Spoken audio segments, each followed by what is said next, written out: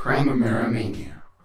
The Civil War was very long and bloody and destructive, as wars tend to be, but unless you plan on being a war historian, the important things to know are what happened after. Although the North had won, it wasn't as though Southern politicians were suddenly eager to return to the Union. Perhaps even less eager to have the states return were some Northern leaders who felt the former Confederacy should be punished in some way.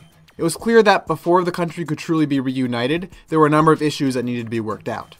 Now, the Civil War was about more than slavery. It involved issues of states' rights and the role of federal government and representation, but a lot of it was about slavery. During the war, Abraham Lincoln had given his Emancipation Proclamation, which freed most slaves, but it had a limited scope and may not have been constitutionally legal. To clear up any confusion, the 13th Amendment was ratified, officially outlawing the practice of slavery. The response in the South was to pass laws called Black Codes that severely limited the freedoms of former slaves.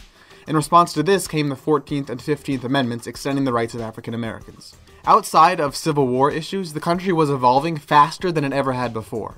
Settlers and frontiersmen were busy filling in all the holes on the American continent.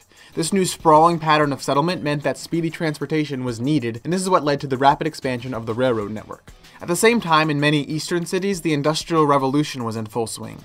New factories, coupled with new business practices like integration, allowed for many captains of industry to become extravagantly wealthy.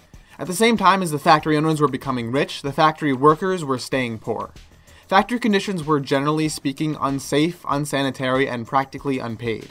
The positions were often held by recent immigrants who already faced prejudice as new immigrants always do.